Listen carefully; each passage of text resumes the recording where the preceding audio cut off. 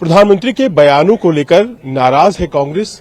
Election commission भी गई है। हमारे साथ सलमान खुर्शीद हैं, जिनके नेतृत्व में इलेक्शन कमीशन में प्रतिनिधिमंडल गया और जो बयानों में कहा जा रहा है उसमें बहुत सी बातें हैं। उसमें खास तौर पर ये कहा जा रहा है कि आपका जो मैनिफेस्टो है वो विभाजनकारी है।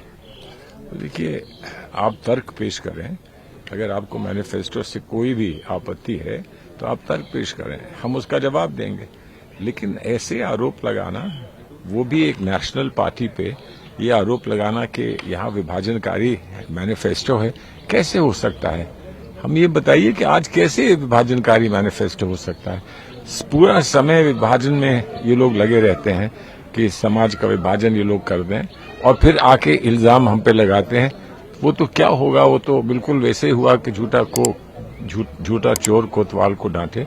हम जो करने की कोशिश कर रहे हैं वो व्यापक डेवलपमेंट की बात कर रहे हैं, लोगों को अधिकार देने की बात कर रहे हैं, महिलाओं को, नौजवानों को, किसानों को, सबको ठोस उपाय हमने रखे हैं कि उनको क्या क्या मिलेगा। उसको ये विभाजनकारी कैसे कह सकते हैं?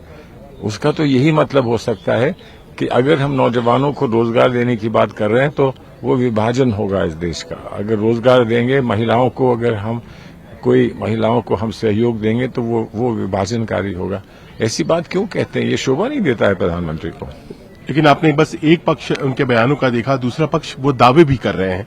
उनका कहना है कि भ्रष्टाचारियों पर लगाम जो उन्होंने लगाया है उससे सीधे आम जनता को फायदा हुआ। 34 लाख करोड़ रुपए लोगों को हमने दिए। वो कहती है उन्होंने क्या दिए? कुछ तो दिया नहीं। भ्रष्टाचारियों पे उन्होंने रोक लगाई है, वो ये कह रहे हैं। तो भ्रष्टाचारियों पे जो रोक लगा रहे हैं, उन लोगों को जो भी राहत कोर्ट से मिल रही है उसका जवाब वो क्यों नहीं देते हैं? अगर कोर्ट से एक व्यक्ति को राहत नहीं मिलती तो उसका बखान करते हैं, लेकिन 4 को अगर राहत मिल जाती है ये कहकर कि आप पर ये जो आरोप हैं ये सिद्ध नहीं हो पाए हैं, ये झूठे आरोप हैं, तब उसका वो जवाब नहीं देते। प्रधानमंत्री को इन बातों में नहीं हस्तक्षेप करना चाहिए। प्रधानमंत्री इन सब चीजों से ऊपर होते हैं, लेकिन ये प्रधानमंत्री को समझ नहीं है। बड़ा दुख का विषय है। एक प्रश्न, आपने अभी तुरंत ये जम्मू कश्मीर में नेशनल कॉन्फ्रेंस के साथ अपने सीटों के बंटवारे को फाइनलाइज किया। लोग उम्मीद कर रहे थे कि इसमें महबूबा मुफ्ती भी होंगी। महबूबा मुफ्ती हमारे अलायंस में हैं, लेकिन छोटा प्रांत है जहां पर 3 सिटिंग एमपीज इनके थे। वहां पर बहुत प्रयास करने के बाद हम सीटों के डिस्ट्रीब्यूशन में महबूबा मुफ्ती जी को कुछ नहीं दिला पाए। लेकिन आगे की बात है, आगे कुछ होगा तो देखेंगे। अलायंस तो रहेगा, हम उनके साथ उतने ही हैं जितने हम औरों के साथ हैं। अलायंस कुछ है, सीट एडजस्टमेंट कुछ है।